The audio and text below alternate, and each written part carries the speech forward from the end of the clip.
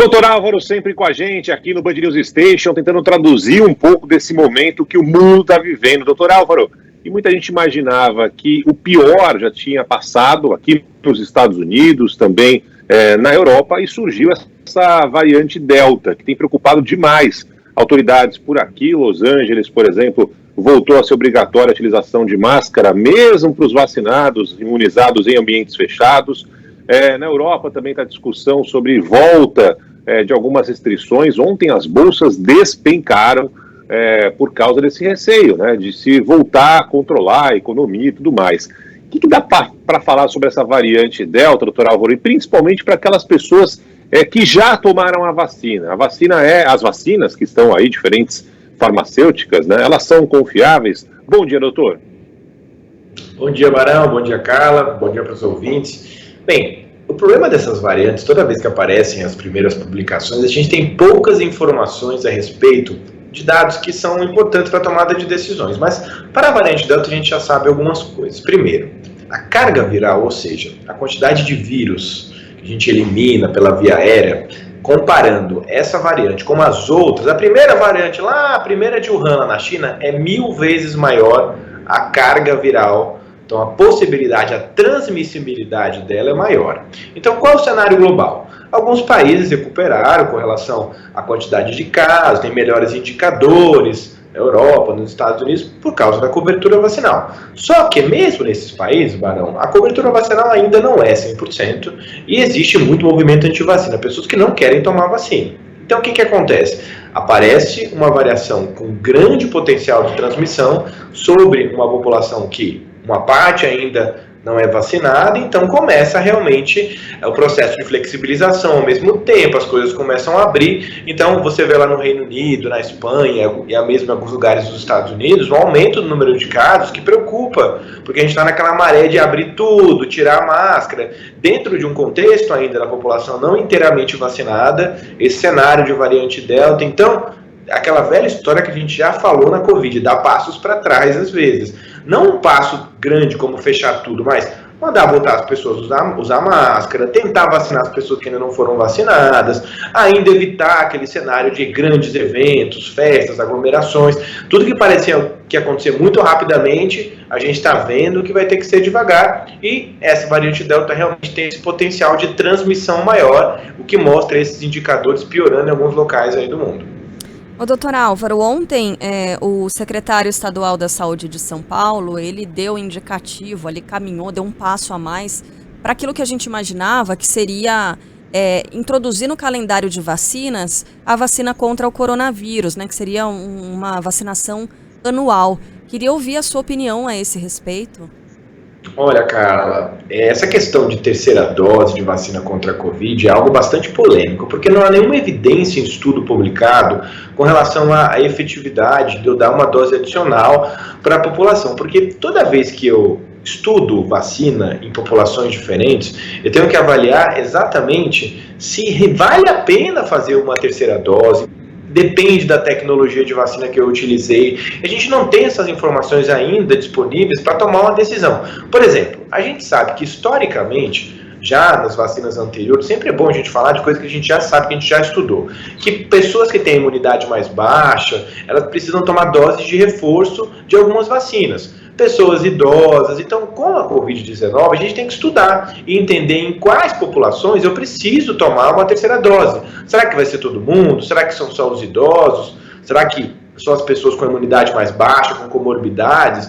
Então, quando a gente fala de uma decisão de ter terceira dose, sem nenhum estudo, nada, ainda nos parece muito mais razoável a gente apressar a realização das 2 doses para depois, estudando, avaliando essa questão dos ensaios clínicos, a gente tomar uma decisão. Porque outro grande problema, Barão e Carlos e ouvintes, eu acho que isso é muito importante falar, que você colher exame depois que você tomou as 2 doses, e aquele lá, um anticorpo, né, anticorpo neutralizante, aquele teste que a gente faz depois para saber se teoricamente induziu resposta imune, isso não é o único marcador de imunidade. Então, pessoas que tomaram 2 doses e colheram esse teste e veio negativo, não vou tomar a terceira dose, a decisão não tem que ser baseada num teste que a gente nem sabe se é um correlato de imunidade, ou seja, se é 100% a resposta imunológica do Covid focada nesse mecanismo de resposta imunológica.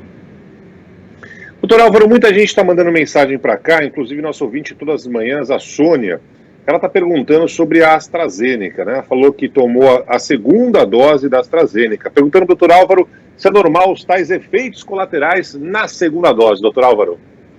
Olha, é normal na primeira, é normal na segunda, é variável para cada pessoa. Tem pessoas que não sentem nada nas 2 doses, tem pessoas que sentem na primeira, tem pessoas que sentem na segunda. Importante é que são eventos leves, transitórios, duram aí 24, 48 horas e para ela ficar tranquila, isso pode acontecer. O importante é que ela tenha ido tomar a segunda dose da vacina para realmente montar uma resposta imunológica, se sentir um pouco mais protegida, mas ainda continuar usando máscara, se proteger, independente de ter tomado aí a segunda dose. Mas parabéns por ter tomado e pode acontecer sim na segunda dose.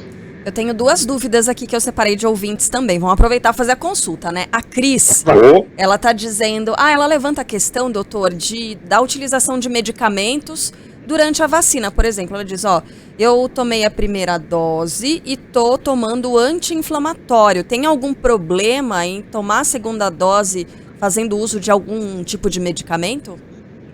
Olha, na maioria das vezes não há problema nenhum se ela toma os remédios de uso contínuo ali para tratar as doenças de base ou alguma situação que ela está tomando remédio, nenhum problema. Ela pode, toda vez que você estiver tomando alguma medicação que um médico prescreveu para você, o principal mecanismo que você tem para saber é perguntar para o seu médico, eu posso parar de tomar, mas com relação às vacinas, nenhum problema tomar anti-inflamatório, entendeu? Agora, outras medicações você não pare de tomar sem conversar com o médico que está te acompanhando e te prescreveu essa medicação. Tem outra aqui, Barão, pode? Lógico, Calinha. É uma pergunta bem interessante, Gente, queria saber do doutor Álvaro, a partir de qual momento uma pessoa infectada deixa de contaminar outra pessoa? Porque a situação é a seguinte, eu, minha esposa e meu filho estamos com Covid, fizeram um exame, só que a filha dele, que é a filha mais velha, adolescente, não pegou. E tá na casa do namorado, ele diz, aproveitando. E ele, o Raimundo Miranda, diz, eu quero pedir para ela voltar logo, mas ela diz que só volta quando não houver mais risco de contágio. A partir de quando isso pode ser contado, doutor? Vamos ajudar esse pai ciumento, que ele quer a filha perto dele. Então, tem que cuidar, tá certo ele. Eu também faria do mesmo jeito. Mas para não ter risco para sua filha, já que ela está em outro ambiente, a regrinha é o seguinte.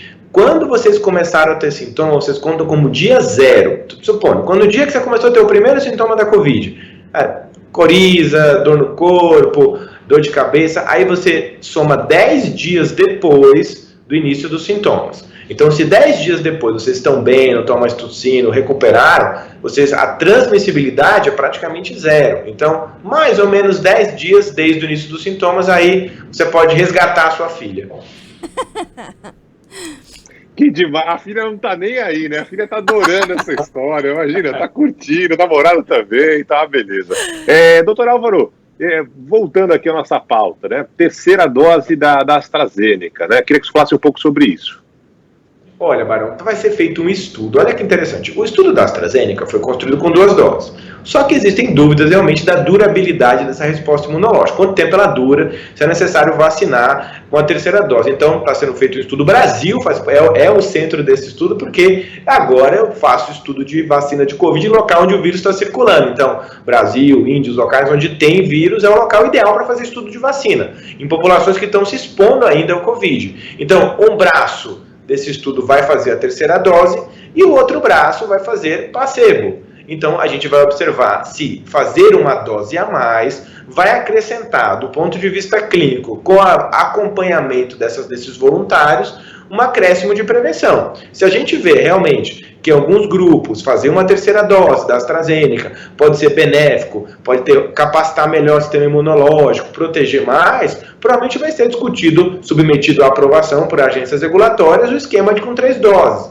A questão é, pode ser que a gente precise fazer dose todo ano, para todo mundo, ou pode ser que eu não precise fazer para todo mundo. Só que essa conclusão ela tem que ser feita baseada em estudo, baseado numa avaliação onde eu tenho certeza que acrescentar uma terceira dose vai trazer benefício e segurança ainda para a população que está sendo testada. Mais uma bem rapidinho, eu prometo. Doutor, amanhã se completam 2 semanas da minha vacinação, dose única. Opa. O que é que eu posso fazer a partir de amanhã? Abraçar todo mundo? Pois, ainda é importante a gente levar em consideração que o vírus circula no Brasil de uma intensidade ainda relativamente significativa. Então, você está mais protegido com certeza, mas você ainda vai continuar utilizando máscara, distanciando. Então, essa questão da gente liberar, especialmente essas situações de risco, não é um cenário que a gente acaba recomendando na prática. Especialmente se você tiver alguma doença de base, você vai depender de outras características que você tem, ainda é recomendável que você continue usando todas as práticas de prevenção. Então não muda nada, basicamente. Muda nada, Carla. Ainda precisamos entender que a gente só vai conseguir flexibilizar de uma forma, porque nenhuma vacina é 100%. As vacinas são muito efetivas para proteger a forma grave da doença, isso a gente sabe, mas ele pode pegar a doença. Então ainda, enquanto o vírus circula, a gente só vai poder falar, olha, pode abraçar, quando tiver lá, a gente ficar aqui noticiando, olha, hoje no Brasil, a gente teve 40 casos de Covid, a gente teve 10, 15 óbitos. Quando a gente começar a noticiar isso, a gente vai poder falar, olha, eu posso fazer as coisas do jeito que era antes da pandemia, né? Posso até mandar embora o Dr. Álvaro, que não vai ter mais nada de Covid para falar. Eu vou anotar esse dia aqui, ó, 20 de julho, obviamente vou lavar a mão. Oi? Vai ser o dia da minha demissão, o dia que acabar o Covid. Vamos ver daqui quanto tempo a gente vai poder voltar a abraçar as pessoas normalmente. Pois é. Isso depende de indicadores muito bons. A gente vai chegar lá. Tomara. Doutor Álvaro, mais uma vez, muito obrigado. Mesmo depois que a pandemia acabar, você vai continuar com a gente, porque é evidente, tem sempre assunto pra gente conversar. Um grande abraço, até a próxima. Abraço, tchau.